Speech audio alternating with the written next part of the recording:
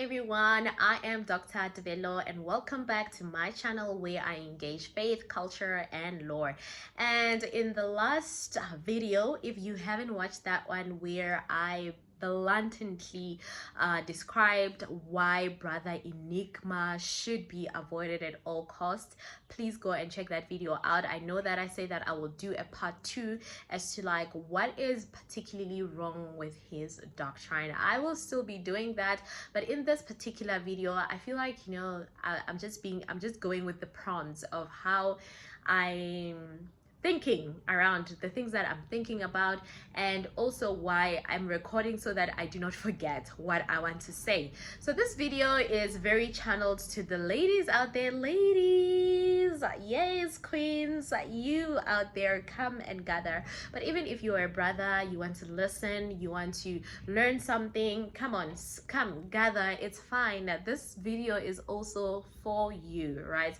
So today I'm going to be speaking about the concept of letting go of the victim mentality, because we live in an era, especially if you are the side of South Africa, where women are always the victims, black people are always the victims, and all of these theories or philosophies stem from the critical race theory. So the critical race theory is basically saying that there will always be somebody who is victimized, or black people will always be victimized, and there is always an oppressor.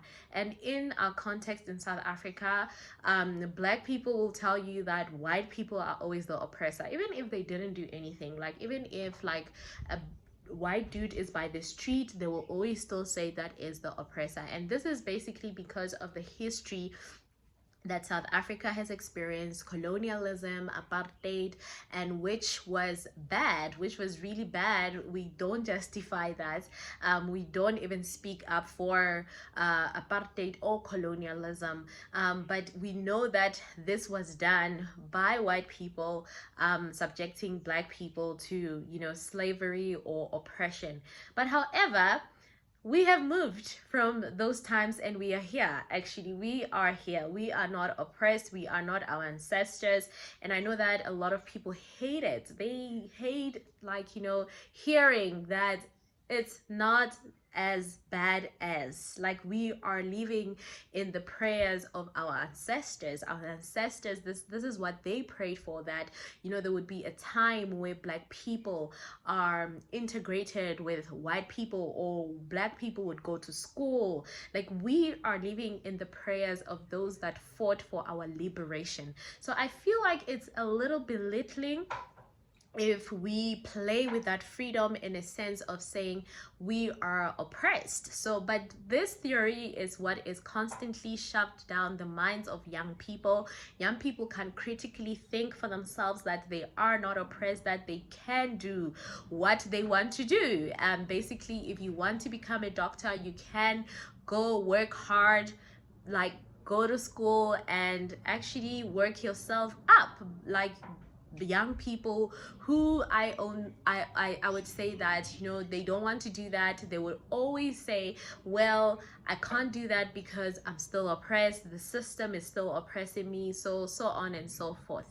So the same goes with women, especially this side of Africa. Black women are always the ones who are oppressed. You cannot speak anything other than black women are not oppressed. We are still fighting for their liberation, even though there have been laws that have been passed that are supporting women's rights, women's liberation, supporting women. We are still supposed to hold mindsets that women are oppressed, women are victims, women are subjected to a patriarchal system that we cannot sympathize, or rather, like, when a woman comes up on social media to say that they've been mistreated, we are always supposed to take their side. We're not supposed to ask questions about what was really happening there. If you ask questions, you are a hater. If you ask questions, you are always like, why are you thinking like that? Women are oppressed.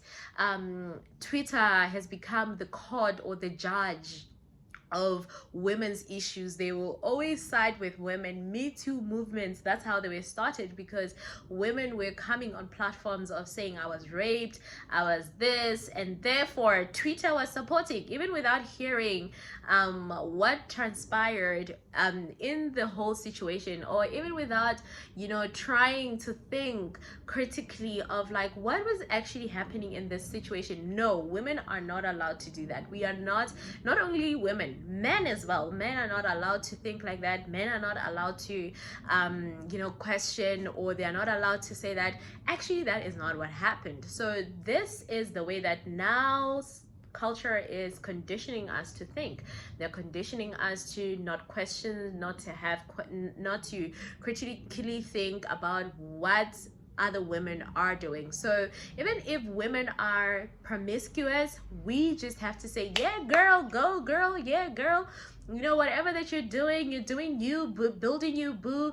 And even if women are dressing immodestly and they're putting their naked bodies on social media, we will call it body positivity. She's doing her, she's healing. And even like there are so many circumstances that do not want to hold women accountable. You cannot be the person who started or sparked any controversy or anything that you are going to. So in this particular video, I'm here for the women who are saying, look, nah, I don't want that. I want to be a person who is critically thinking, a woman who is responsible, a woman who accounts for her actions, a woman who knows how to apologize when they have done wrong. Not always apologizing, but when they have done something wrong, you are humble enough to say I am sorry. You're also humble enough to own up to your actions and take responsibility, right? So as you know, guys, I am a Christian and I love the Bible because the Bible provides everything that we need in our times, the social and cultural issues that we are facing. There is no way that, you know, the Bible just left us wondering, what are we going to be doing? So firstly, the Bible in the book of Proverbs warns against this kind of women who are always the victims, are always, we need to always be on their side, even if they are wrong. We will never question them. We will never you know, we are not allowed to think critically about their actions or what led up to what they are claiming, right? So we are never allowed to do that. And Proverbs 7 is what I wanted to focus on. So guys, I am at my sister's place and it's near the airport. So if you hear the airplanes, just know that, yeah, but I hope that I'm very audible. So the first thing that I want to draw your attention to is that the Bible warns against this kind of women who are victim mentality, they're always the victims. They're always, you know, we should always take their side, because I mean, if they say they have been violated, if they say they've been marginalized, society has to back them up. But here's the thing: Twitter cannot think. Twitter speaks what they, I mean, I don't know if it's thinking. They speak whatever that they feel like this is right. But here on this particular episode, ladies, let's think. We are thinkers. We need to think. We need to be bold in the things that we say. So that is what we are doing. So what does the Bible say about this kind of women? Listen to what Proverbs 7 says. The title of Proverbs 7 is The Wiles of a Harlot. Harlot means prostitute. Prostitute means, yeah, think about it in your language. Okay, this mother is saying to his son, my son, or this father is saying to the son, he said, my son, keep my words and treasure my commands within you. Keep my commands and live, and my law as the apple of your eye. Bind them on your fingers, write them on the tablet of your heart. Say to wisdom, you are my sister. Basically saying, you know what? Whatever things that I've spoken and taught to you which are righteous, hold them closely, my son. Okay? Warning a man here. And then he says, and calling understanding your nearest kin, and they may keep you from immoral woman, from the seductress who flatters with her words. So what kind of woman is this? Firstly, she is immoral. Secondly, she is a seductress who flatters with her words. So saying that women are not always the victim, or they are always the victims rather, it's totally an impossible thing in this world, because women who are seductive, women who are immoral, know exactly what they're doing. The way that they speak to the men out there, the way that they dress, the way that they lure in attention to themselves, they know exactly what they're doing. So please don't be fooled by social media into thinking that women do not know what they're doing. They know exactly what they're doing. Then it says that for at the window of my house I looked through my lattice and saw among the simple, I perceived among the youths a young man devoid of understanding, passing along the street near her corner. So this man is a man that is lacking understanding. And most men who are not in Christ truly are here. Like, they always follow every skirt, right? Okay. And it says that passing along the street near her corner, and he took the path of her house in the twilight, in the evening, in the black and dark night, and there a woman met him with the attire of a harlot, the way they dress, with the attire of a harlot and a crafty heart. They are crafty. And remember, what was also crafty in the Bible? The snake. Genesis, yeah. Satan, when he came in a form of a serpent, and the Bible says that it was really crafty. So they know what they're doing. They know what they're doing. And then it says that she was loud and rebellious. Her feet would not stay at home. Ladies, especially if you're married, you need to know that your home is your ministry. You minister there. You're not a busybody, as Paul says in 1 Thessalonians 5. Like, don't be a busybody, but work hard in your home. But this woman, she's a busybody. She's not at home. So the Bible says that her feet would not stay at home. So she's not at home. And at times she was outside. At times in the open square, lurking at every corner, meaning this woman is busy. She knows what she's looking for. She knows the kind of attention that she wants, and anyone that can be captured by this, her craftiness, her seductiveness, she is ready to capture. And then the Bible continues to say that, so she caught him and kissed him. Forward, my sister. Yeah. With an impudent face she said to him, I have peace offerings with me. Today I have paid my vows, so I came out to meet you, diligently to seek your face, and I have found you. So she is excited about like her mission accomplished in whatever that I was doing. And then she says to the man that I have spread my bed with tapestry colored coverings of Egyptian linen. I have perfumed my bed with myrrh, aloes, and cinnamon. Come, let us take our fill of love until the morning. Let us go and do it until the morning. Oh, the Bible is, I love the Bible. And then she says, for my husband is not at home. So obviously she's committing adultery here. Yeah, my husband is not at home. He has gone on a long journey. He has taken a bag of money with him, and he will come home on the appointed day.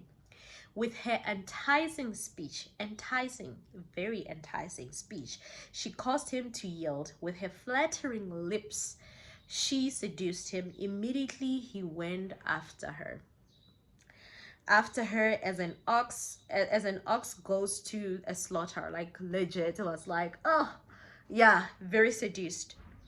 Then it says that till an arrow struck his liver, as a bird hastens to the snare, he did not know it would cost his life. Here is the thing, gentlemen, if you're also here, that this kind of woman will cost you your life. she will cost you your life. Your flipping whole life will be like, yeah, cost. You will regret it for the rest of your life. You will regret cheating on your wife. And if you're single, running after promiscuous women, running after women who are seductive and, you know, flattery with their words, it will also cost you, because it wastes your time. It wastes your time to meet good women and women who are of value. Yeah. So then it says, now therefore listen to me, my children. This is coming to an end. Pay attention to the words of my mouth. Do not let your heart turn aside to her ways. Do not stray into your paths. Meaning, do not allow her to convince you to, do not run away from her. Then it says, for she has cast down many. She has cast down many. Like, you're not the first one to be cast down. And all who were slain by her were strong men. Meaning, sexual immorality, or, like, you know, seduction can affect anyone. It's a given. It can affect even the strongest. Even right now, we're hearing about preachers falling, who have fell into sexual immorality or adultery. So the prohibition here, it's basically saying avoid her at all costs. And the other word that is very strong that the Bible uses is abstain. Like, abstain, flee from sexual immorality, flee from this kind of women. And then it says her house is the way to hell, because she's going to lead you to hell. That destruction is hell, descending to the chambers of death. So basically, this is just a warning about a woman. Like, if you're thinking that women are always victims, no. The Bible clearly tells us that women are not always victims. Women are sometimes even the initiators of sexual immorality. They're even the initiators of adultery. They are initiators of fornication. So it's not always like the man who initiated this. So sometimes we get so shocked, and then we're like, oh my goodness, how could he have done this to her? But we never know the full story. So, like, the thing that I really want to encourage you as a woman who's pursuing holiness, a woman who's pursuing righteousness, it is so important to know the kind of women that God desires you to be, and the kind of woman that God is working you to be. You cannot always be a victim. You need to account and say, oh yeah, I did that. But in today's culture, we are always told that no, women cannot be wrong. They must surely be victimized. They must surely, like, this man must surely lure them. So here is what I'm saying. Here is what I am not saying. Yeah, rather, I'm not saying that there are not perverted men out there who are predators, or they are sexual perverted people. I'm not saying that. I am not saying that women who get raped, women who sometimes are violated sexually, or any kind of way that they deserved it, they, you know, they were entitled, like, you know, they were calling it to themselves. That is not what I'm saying. It's not all the time. That's why I use the word sometimes. And I know, but however, I'm also aware that statistics lie. They lie about I mean, right now, I think there was an article, I just forgot, about how we are made to believe that women are always raped, right? We are, like, it's there. It's just that it's not the majority opinion. It's definitely the minority. And people, when they come, because this is not the things that are selling is women always be afraid of men. Men are horrible, men are dogs, men are trash. This is what we are made to believe. The culture makes us to believe that men are always the predators. And what I came here to tell you is that that is not true. Just like it's not every Black person who is innocent in some instances, it's not every white person who is bad, an oppressor, a colonist. You know, that is just a mindset that they want us to be shoved into, and they want us to believe it. And I really just want to challenge you to think critically and to call out things. I know that, as I've already said, that this is not the majority. This is not the majority opinion. This is the minority opinion, but this is the truth. The real truth is that women are not always the victims. Women must own up, women must take responsibility, and women must always seek the glory of God. So that is all that I have for you today. And ladies, if you like this, please like, please comment, please share it with somebody that can actually, like, you know, think around these things. Do not allow your mind to be taken away from you. I always say that our ancestors were physically colonized, but in our day, I feel like my generation is mentally colonized, because they are creating robots, people that cannot critically think, people that cannot critically reason or even ask questions. Always remember, questions are good, questions are not a threat. Questions just probe answers, and sometimes questions lead us to find the real truth. Until the next time, let me see you soon. Bye for now.